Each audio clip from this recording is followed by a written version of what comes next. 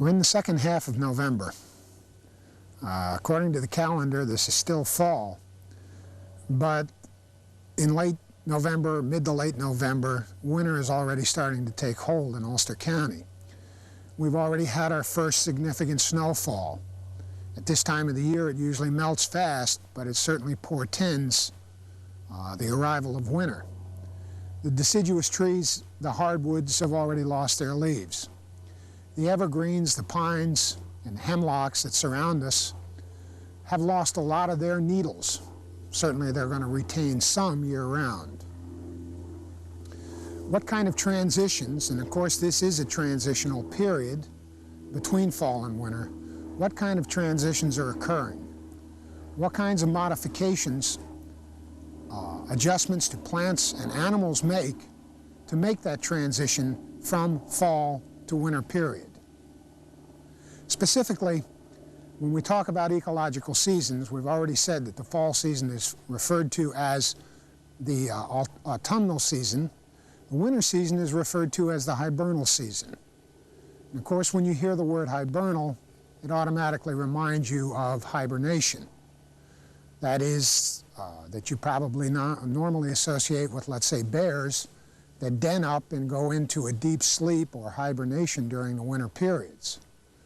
Well, although most animals don't truly hibernate, the term hibernation or hibernal period really describes basically what is occurring in the life around us in the forest at this time of year. Hibernation or hibernal should be thought of as dormancy. That is a period of time when these plants and animals are making adjustments to go through a relatively long period of dormancy or semi-dormancy. Let's look at the plant kingdom first and the kind of adjustments they're making for this transitional period.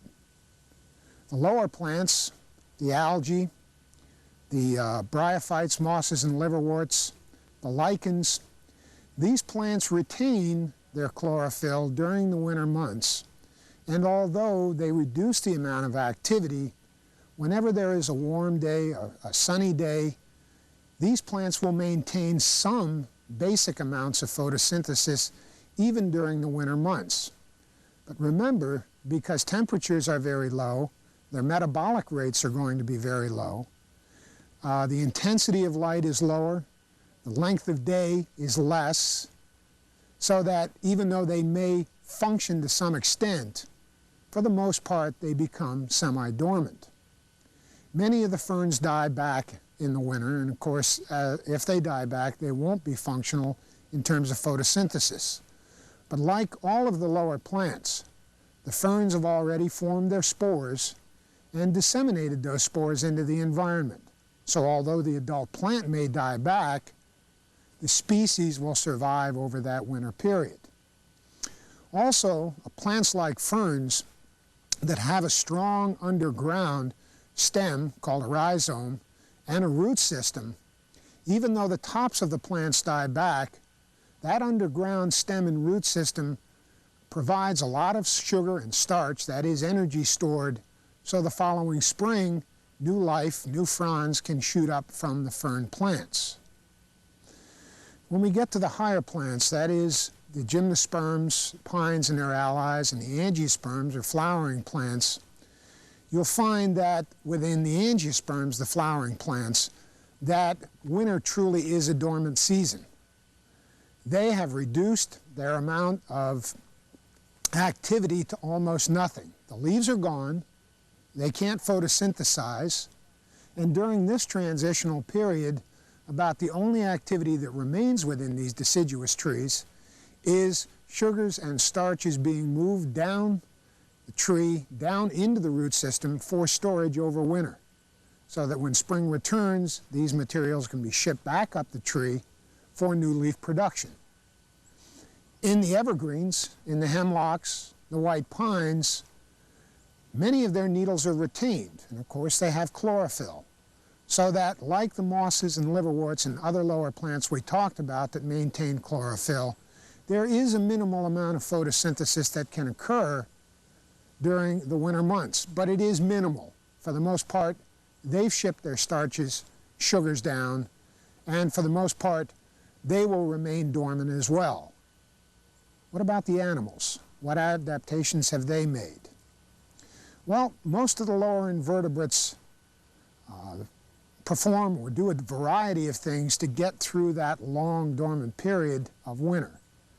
Earthworms, as you know, burrow deep into the soil below the frost zone and remain there relatively inactive because there's little organic matter for them to feed on until the ground above them thaws, when they'll return back to the surface.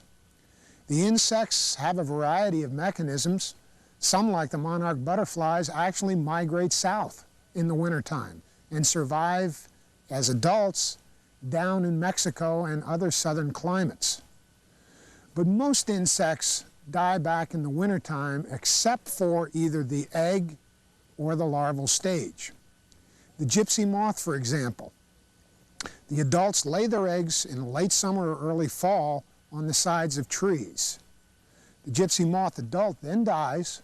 The eggs remain viable and dormant over the winter, and the following spring, those eggs hatch and the new gypsy moth, caterpillars or larvae emerge. Other kinds of insects have larvae that burrow down into the ground, for example, cicadas or Japanese beetle larvae, that do similar things to worms and overwinter underground, even though the adults that are above ground die back. What about higher forms of animals? Well, an interesting thing occurs within the amphibians. Amphibians, specifically frogs and salamanders, are true hibernators. They leave their watery summer and fall habitats, forest ponds, and migrate back into the woods or in surrounding fields. In these locales, these frogs and salamanders burrow down into the leaves or even down into the soft forest floor duff and truly hibernate in this habitat over wintertime. When spring returns and the males are the first to emerge, they go to the pond, start their chorus of vocalization. I'm sure you're aware of it with spring peepers. This draws the females out of hibernation, and they return to the pond. Salamanders without the vocalization do basically the same thing.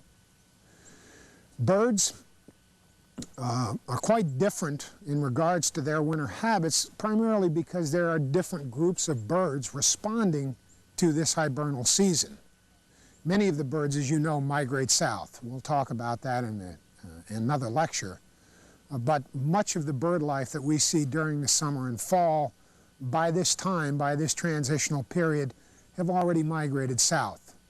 But there are winter birds that stay in this area. This transitional time is when many of these species show up. We'll talk more about their habits when we have our discussion of winter in the forest. As far as the mammals are concerned, we're getting to the end of the food gathering time for most mammals. In our area, we notice it most specifically with chipmunks and squirrels. They've been scattering around, foraging in the forest, collecting nuts, other potential sources of food that they will store so that over winter, although they don't truly hibernate, chipmunks more so, by the way, more partial hibernation than squirrels, they are not terribly active. They will come out on warm days, the squirrels, but mostly they rely on food that they've stored over winter. Among the higher mammals, most of them, deer for example, maintain some activity during the winter. This transitional period for deer is very important for them to fatten up, to build up a lot of energy, to get them through very lean periods during the wintertime.